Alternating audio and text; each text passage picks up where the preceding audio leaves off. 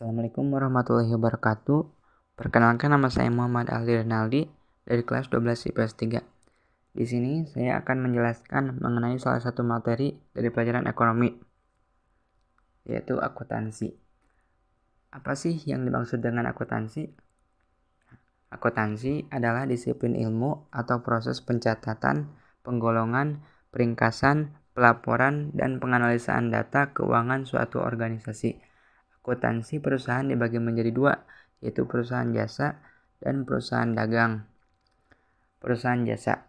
Perusahaan jasa merupakan perusahaan yang menawarkan produk berupa jasa atau tidak terwujud. Adapun siklus akuntansi perusahaan jasa antara lain, yang pertama tahap pencatatan, yang kedua tahap pengiktisaran, yang ketiga tahap pelaporan, yang keempat tahap penutupan. Nah, siklus akuntansi perusahaan jasa. Yang pertama, tahap pencatatan.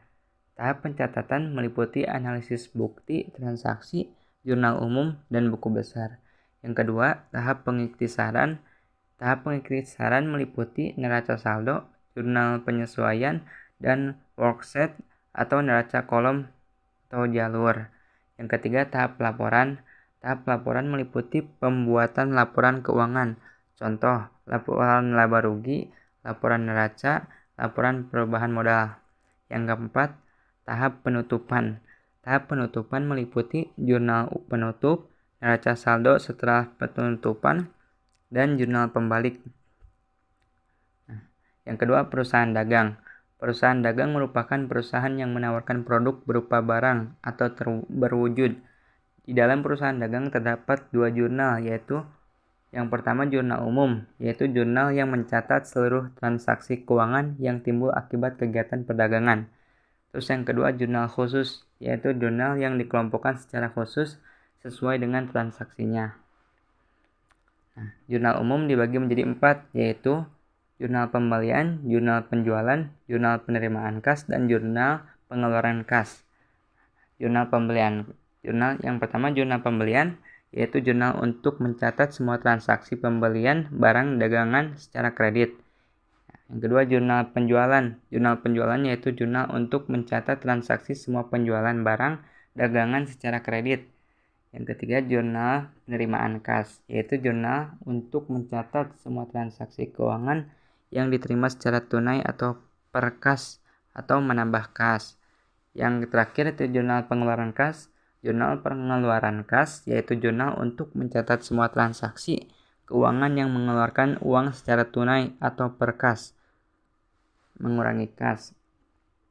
Nah, siklus akuntansi perusahaan dagang itu yang tadi, pertama tahap pencatatan, yang kedua tahap pengiktisaran, yang ketiga tahap pelaporan, yang keempat tahap penutupan. Tahap pencatatan yaitu jurnal, buku besar, dan posting. Jurnal adalah tempat mencatat seluruh transaksi sehari-hari secara umum. Dan buku besar adalah kumpulan akun yang digunakan untuk merangkum transaksi yang telah tercatat dalam jurnal. Posting merupakan kegiatan memindahkan catatan dari jurnal ke buku besar. Tahap pengiktisaran. Tahap pengiktisaran ada 4. Yang pertama neraca saldo. Neraca saldo adalah suatu daftar tempat mencatat secara sistematis saldo-saldo akun buku besar berdasarkan kelompok akun.